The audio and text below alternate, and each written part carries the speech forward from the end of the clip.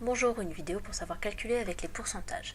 En fin de saison, il y a des soldes de 20% sur les prix marqués dans un magasin. Le prix initial était de 285 €. Quel sera le prix soldé? Si le prix soldé est de 130 €, quel était le prix initial? Donc pour répondre à ces deux questions, on va faire un unique tableau de proportionnalité. Mais dans ce tableau, il va falloir faire attention à ce que l'on écrit.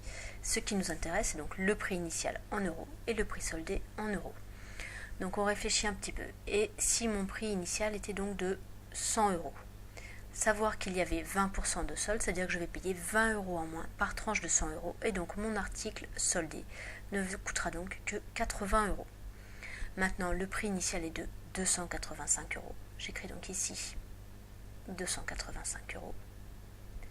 Je fais mon produit en croix, où je réfléchis et je sais que j'ai multiplié par 2,85 pour passer de la première à la deuxième colonne. On fait le calcul. Donc ici, soit je répète, produit en croix, on va l'écrire donc 80 fois 285 divisé par 100. Soit vous avez du coup multiplié par 2,85 et on va trouver du coup 228 €. Ça veut dire que mon prix soldé est donc de 228 €. Je sais bien qu'on aurait pu faire plus simple et qu'on aurait pu faire également 285 fois 20%, puis faire la soustraction. Mais l'intérêt de faire un unique tableau, c'est qu'ici, pour la deuxième question, je n'ai pas à réfléchir. Si le prix soldé est de 130 €, je n'ai donc qu'à écrire 130 ici.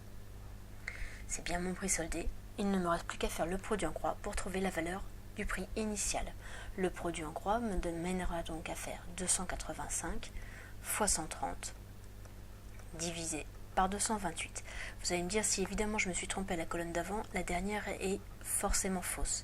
C'est pas grave, dans tous les cas, les points sont comptés si votre méthode est cohérente. On va donc trouver 162,5. Comme c'est un prix, on va rajouter un 0. Donc ça veut dire que mon prix initial était donc de 162,50 €. Je vous rappelle que le contraire de 20% de réduction n'est en aucun cas 20% d'augmentation. Attention aux faux amis avec les pourcentages. Un seul tableau, réfléchissez au départ à ma petite soustraction avec 20 et tout est facile. Voilà.